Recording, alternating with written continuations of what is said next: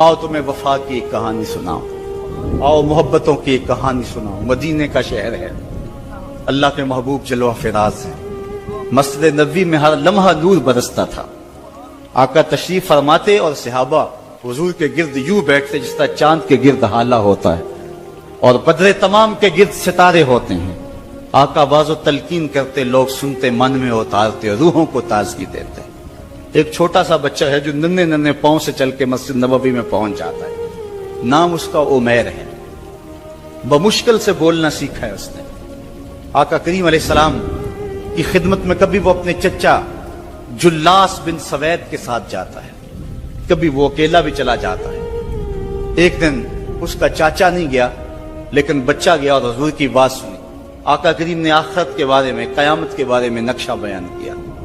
जब वो बच्चा वापस पलटा ना तो अपने चचा को कहता है, या अम्मा हो समेत रसूल अल्लाह सल्लल्लाहु अलैहि वसल्लम युखबिरुना अनिस्सा हत्ता कअन्नी अराहा रायल ऐन।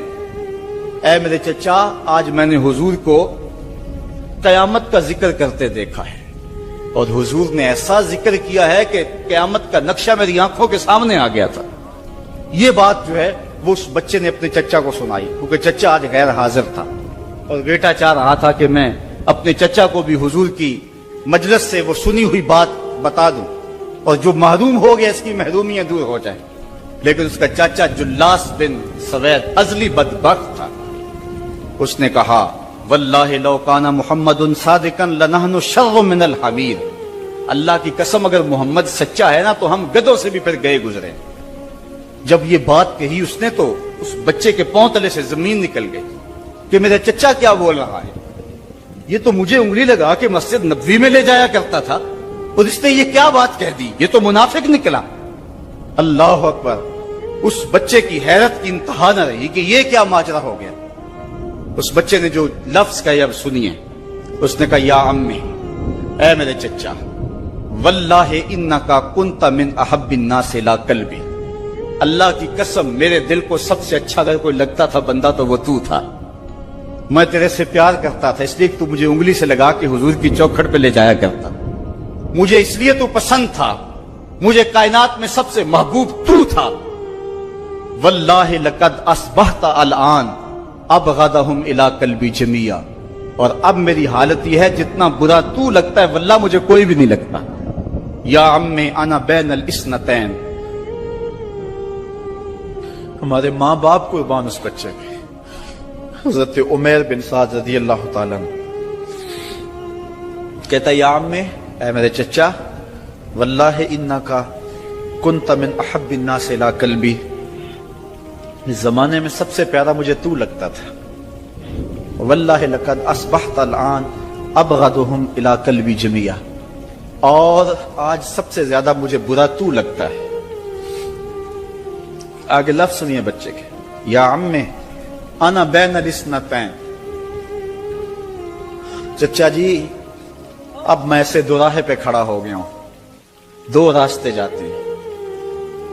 एक रास्ता तो मेरे लिए ये है, इम्मा अन अखून अल्लाह व रसूलहु फला उखबिर रसूल। एक रास्ता तो ये है कि मैं अल्लाह और उसके रसूल से खयानत करूं और जो तेरी बात है वो रसूलुल्लाह को ना बताऊं।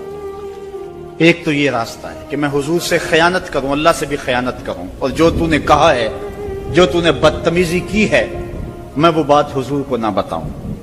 व इम्मा अन उखबिर रसूला वलियकुम मा यकून।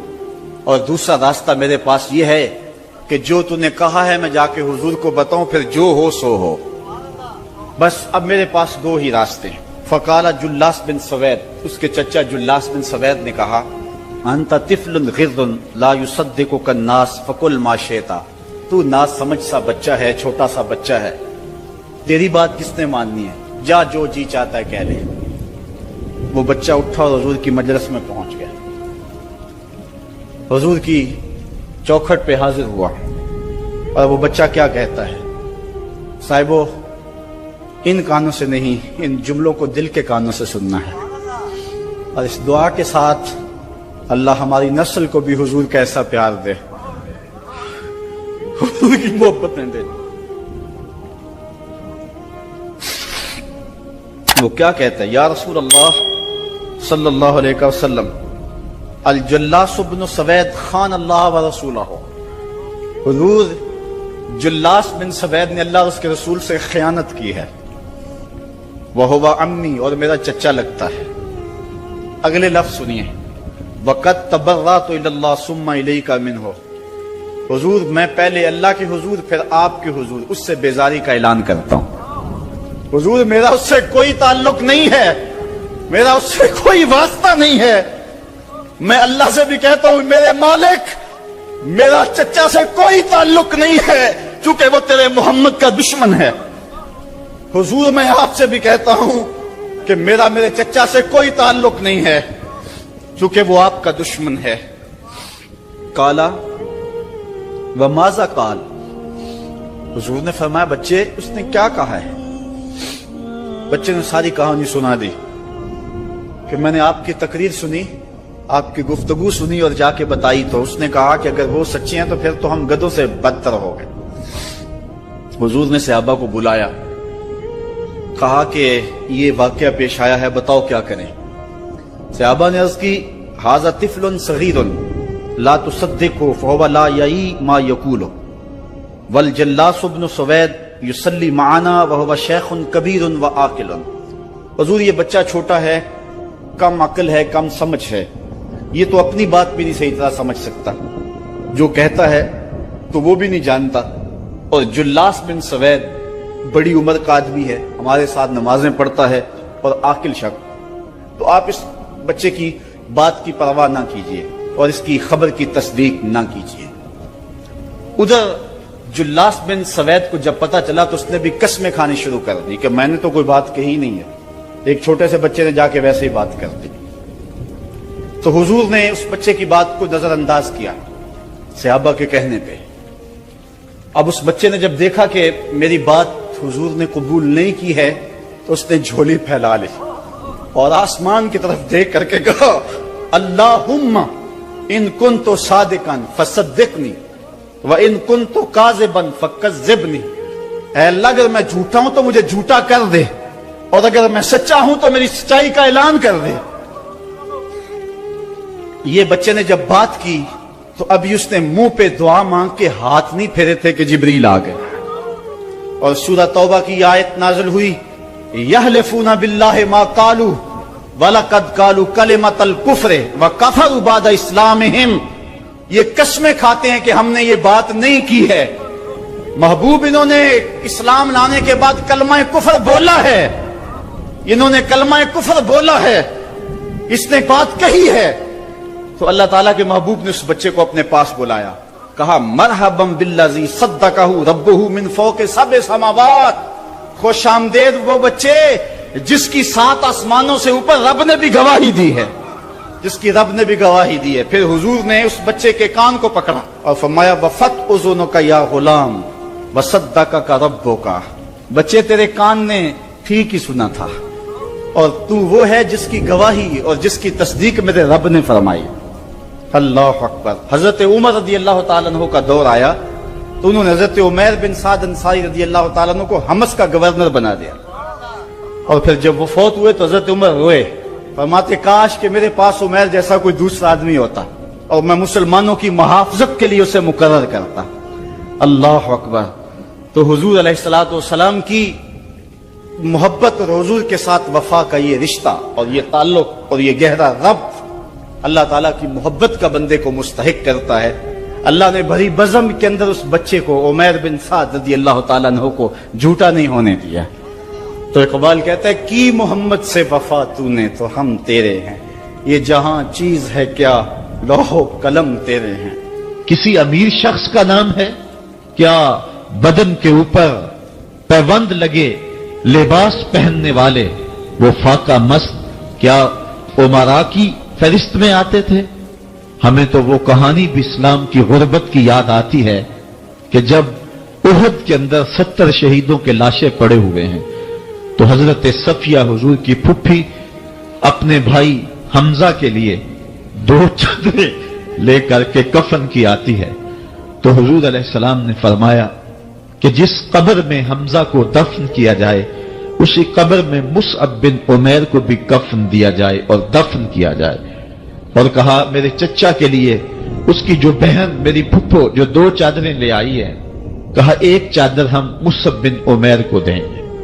یہ مصعب بن عمیر کون ہے؟ تاریخ پڑھو، کتنی دل آویز تاریخ ہے. مکے میں ایک امیر ترین خاتون ہے جس کے بیٹے کا نام مصعب ہے، اور وہ اپنے بیٹے کو اتنا خوبصورت لباس پہناتی ہے اور اتنے خوبصورت خوشبو اور عطر اس کو لگاتی ہے کہ مصعب بن عمیر جن گلیوں سے گزرتے تھے دیر تک وہ گلیاں مہکتی رہتی تھی. لوگ کہتے تھے یہاں سے مصعب گزر کے گیا ہوگا اس لیے یہ گلیاں مہک رہی ہیں. اچھا پھر مصعب پہ نظر پڑتی ہے میرے محمد عربی کی، اور مصعب بن عمیر حضور کی زلفوں کا اسیر ہو جاتا ہے.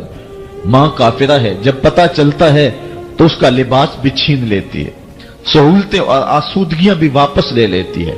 پھر وہ وقت بھی آیا کہ مصعب بن عمیر حبشہ کی جانب ہجرت کر جاتے ہیں.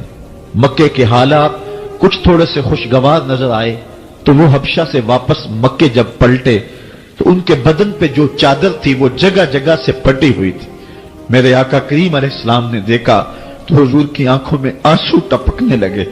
کہا یہ وہی مصعب ہے جو اتنا خوش پوش نوجوان تھا کہ میں نے پورے مکے میں اس سے خوبصورت لباس پہننے والا کوئی دوسرا شخص نہیں دیکھا، اور آج میرے مصعب کو پہننے کے لیے جو چادر میسر ہے وہ بھی جگہ جگہ سے پھٹی ہوئی ہے. یہ اسلام کی غربت کی کہانی ہے. اور آج احد میں یہی مصعب بن عمیر شہید ہو جاتے ہیں اور ان کے لیے کفن بھی دستیاب نہیں ہے. حضور نے کہا جو میرے چچا کے لیے 2 چادریں لائی ہیں ان میں سے ایک کا کفن مصعب کو دے دو نا، اور دوسری چادر سے کفن میرے چچا کو دے دیا جائے. اچھا حضرت مصعب کے لیے بڑی چادر رکھ دی گئی اور حضرت امیر حمزہ کے لیے جو چادر تھی وہ چھوٹی تھی. اگر سر ڈھانپتے تھے تو پاؤں ننگے ہو جاتے، اگر پاؤں ڈھانپتے تھے تو سر ننگا ہو جاتا. حضور نے فرمایا میرے چچا کا سر ڈھانپ دو اور پاؤں کے اوپر اذخر نامی گھاس ڈال دو. میں یہ اسلام کی غربت کی کہانی تمہیں سنا رہا ہوں. جب میرے رسول کے چچا کے لیے پورے کفن کا ٹکڑا بھی دستیاب نہیں تھا، اسلام اس وقت بھی عزت پا گیا تھا. اسلام اس وقت بھی ذلیل نہیں تھا، اسلام اس وقت بھی سربلند تھا، اور اسلام اس وقت بھی عزتوں کی مسند پہ تھا. یہ اسلام کا وہ دور ہے کہ جب حضور مسجد نبوی سے باہر نکلتے ہیں تو آگے حضرت عمر و ابو بکر رضی اللہ تعالی عنہما کھڑے ہیں. چہرے کے اوپر عجیب اداسی ہے. کہا عمر ابو بکر اس وقت کیوں کھڑے ہو؟ عرض کی حضور بھوک نے گھر میں ٹکنے نہیں دیا، ہم نے چاہا حضور کا چہرہ دیکھ لیں تو کچھ پیاس بجھ جائے، کچھ بھوک مٹ جائے. حضور نے فرمایا میرا حال بھی یہی ہے، جس چیز نے تجھے گھروں سے نکالا ہے وہی چیز مجھے گھر سے نکال لائی ہے. چلتے ہوئے حضرت ابو ایوب انصاری کے گھر کے قریب سے گزرے.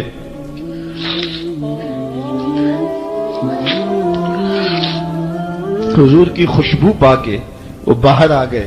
عرض کی بندہ نواز آج میرے مہمان نہیں بنتے؟ حضور نے کہا تمہاری مرضی.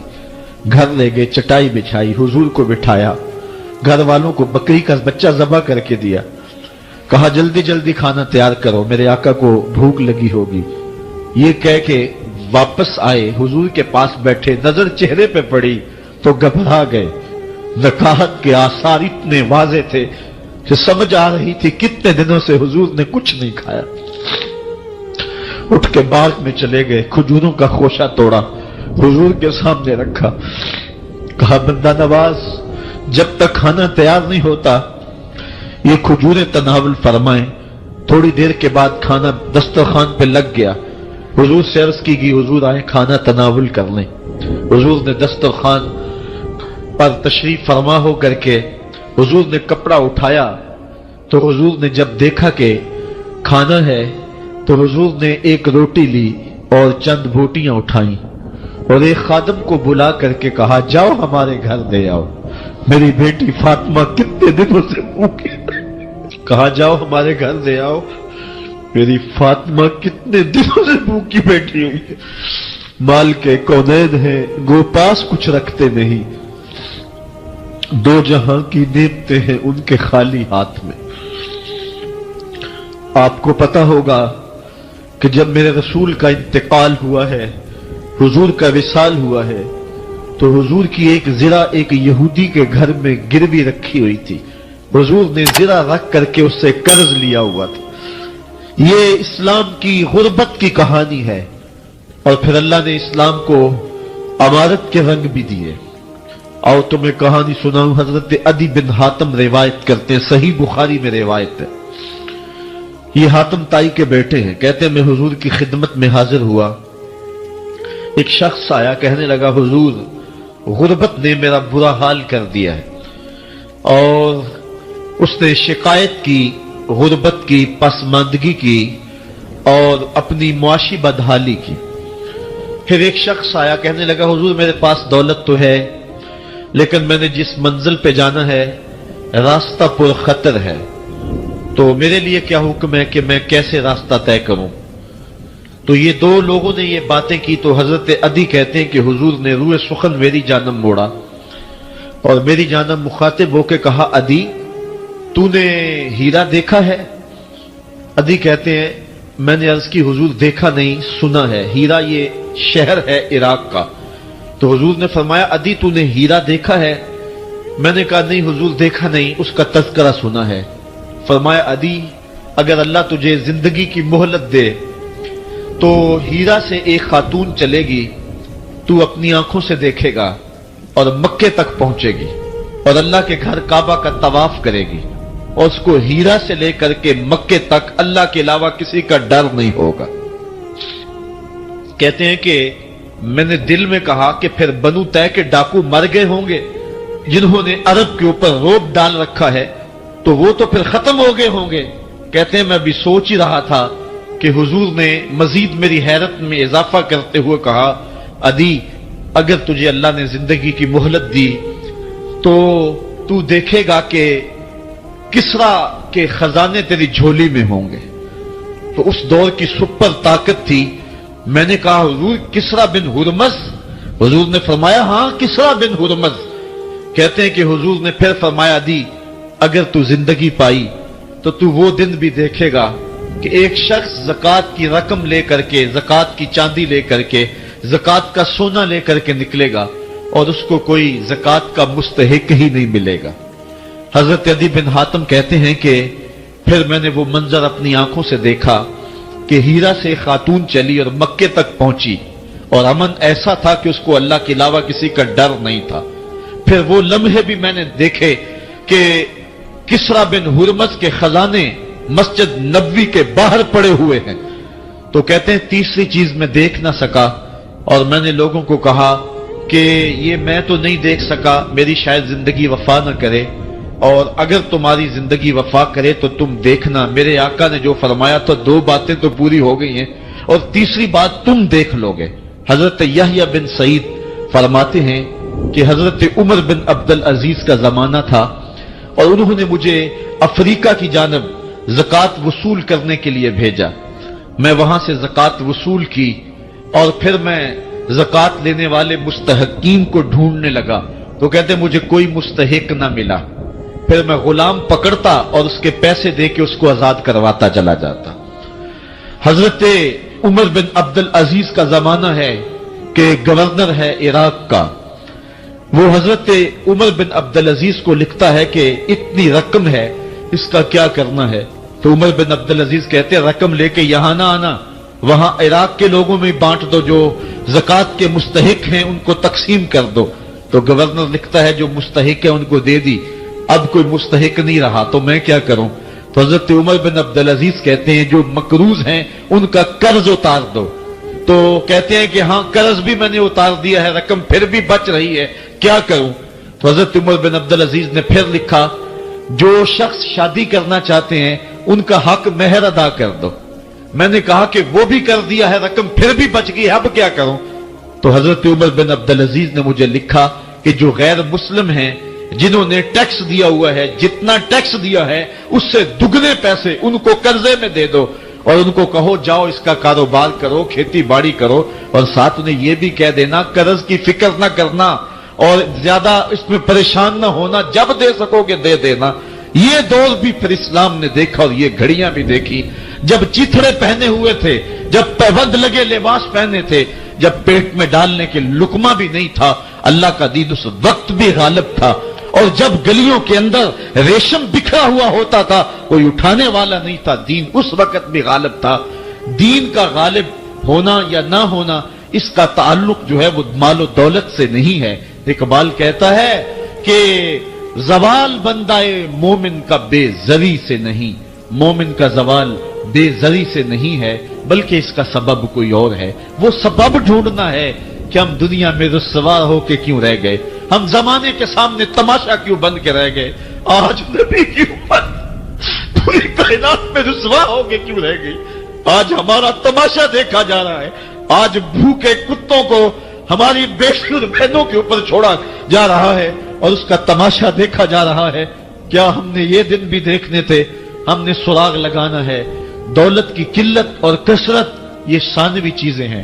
ہم نے تاریخ میں دیکھا ہے ہم کبھی مالی طور پہ کمزور تھے، رسوا نہیں ہوئے. اور ایک روایت حضرت سلیمان بن سرد رضی اللہ تعالی عنہ سے مروی ہے. کہتے ہیں کنت جالسا مع النبی صلی اللہ علیہ وآلہ وسلم، میں حضور علیہ السلام کی مجلس میں بیٹھا ہوا تھا.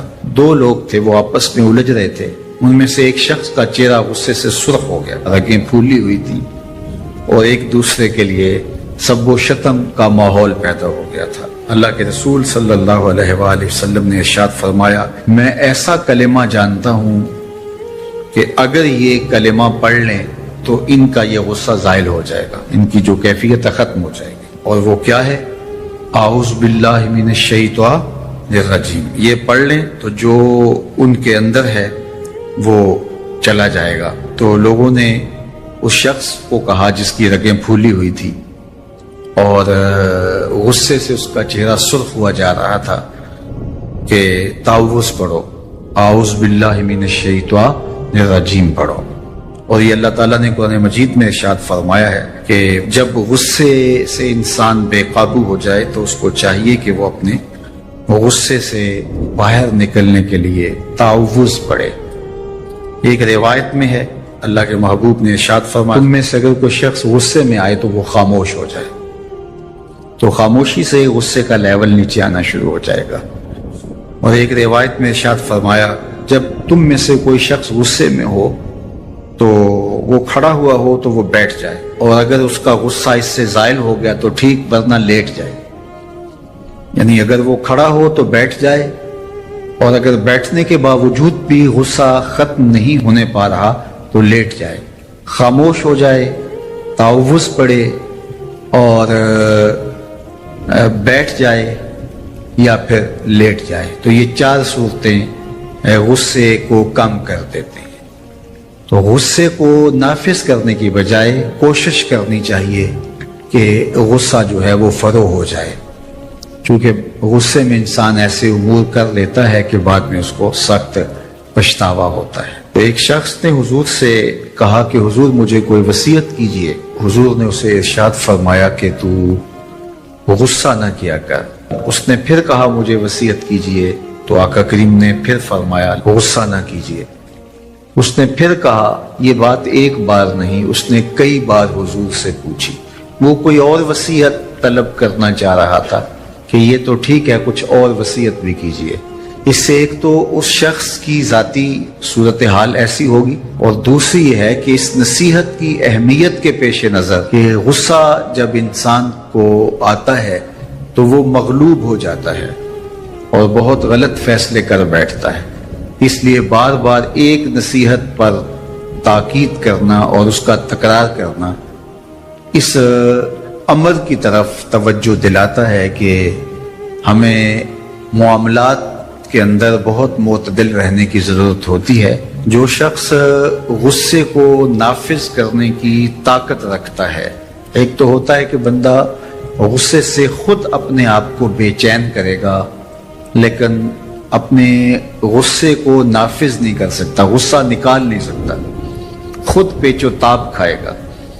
لیکن یہ وہ شخص ہے جو غصے کو نافذ کر سکتا تھا، اس کے پاس طاقت تھی، لیکن اس نے اس کے باوجود غصے کو ضبط کیا۔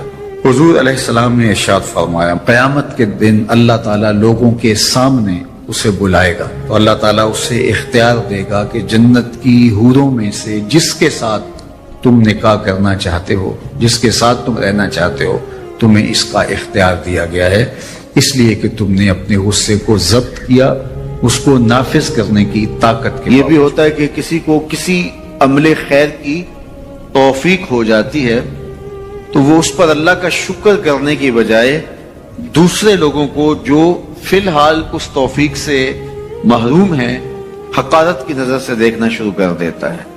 بعض اوقات کسی کو نماز پڑھنے کی توفیق مل گئی تو وہ بے نمازیوں کو حقارت کی نظر سے دیکھنا شروع کر دیتا ہے، تو یہ اس کے عمل کا عجب اس کے عمل کو برباد کر دیتا ہے۔ اگر اللہ نے آپ کو خیر کی توفیق عطا کی تو آپ ان لوگوں کو خیر کی طرف لانے کی کوشش میں لگ جائیں جو خیر کی راہ پہ نہیں ہیں۔ بے نمازیوں کو نماز کا عادی بنانے کے لیے آپ کی جد و جہد شروع ہو جانی چاہیے کہ یہ خیر مجھے نصیب ہوا تو اس کو بھی نصیب ہو جائے، نہ یہ کہ آپ کسی کو حقارت کی نظر سے دیکھیں اور خود پسندی کے مرض میں مبتلا ہو جائیں کہ دیکھو میں نمازی ہوں اور میرے پاس یہ ہے اور فلاں کے پاس یہ نہیں ہے۔ تو اس پر اللہ کا شکر ادا ضرور کیجئے کہ اللہ نے مجھے توفیق عطا کی، لیکن کسی کو حقیر جاننے کی بجائے اس کو خیر کی راہ پہ لانے کی کوشش کریں، تو یہ آپ کے صالح اعمال کی قبولیت کا ذریعہ بن جائے گا۔ نہیں تو اگر ریا شامل ہو گئی تو عمل برباد، اگر تکبر آ گیا تو اللہ کو تو پسند ہی نہیں ہے، اگر عجب پیدا ہو گیا تو عمل کا نتیجہ آپ کو نصیب بھی نہیں ہو سکے گا۔ اس لیے عمل خالص ہو، صرف رضائے الہی کے لیے ہو، وہ عمل مرد نے کیا ہے یا عورت نے کیا ہے اس سے غرض نہیں ہے، شرط ہے کہ ایمان کے ساتھ اس نے صالح اعمال کا ذخیرہ جمع کیا ہے تو اس کو اللہ تعالیٰ جل شانہ ستھری، پاکیزہ، مطمئن اور خوبصورت زندگی عطا کرتا۔ اب وہ خوبصورت زندگی حیات طیبہ کیا ہے تو سنیے، حضرت سعید بن جبیر رضی اللہ تعالیٰ عنہ فرماتے ہیں کہ حیات طیبہ سے مراد الرزق الحلال ہے۔ اللہ جل شانہ جس کو پاکیزہ اور ستھری زندگی عطا کرتا ہے اس کو رزق حلال عطا کرتا ہے۔ حلال رزق کا نصیب ہو جانا ایک خوبصورت زندگی کا نصیب ہو جانا ہے، کیونکہ حلال میں تمانیت رکھی گئی ہے۔ ایک شخص جتنا بھی حرام رزق اکٹھا کر لے اس کو اس سے تمانیت باطن، سرور باطن نصیب نہیں ہو سکتا، اس کے اندر اطمینان اور قرار نہیں آ سکتا، کیونکہ حرام میں یہ ہے ہی نہیں۔ تو حلال تھوڑا بھی مل جائے لیکن وہ حلال وہ باطن کی تمانیت کا سبب ہے، اندر کی روشنی کا ذریعہ ہے، اور ایک سرشار، مطمئن، خوبصورت اور خوشگوار زندگی کی ضمانت ہوتی ہے رزق حلال۔ اللہ ہم سب کو اپنی جناب سے رزق حلال ہی نصیب کرے، اور اگر ہم سچے دل سے یہ عہد کر لیتے ہیں کہ اللہ ساری زندگی تو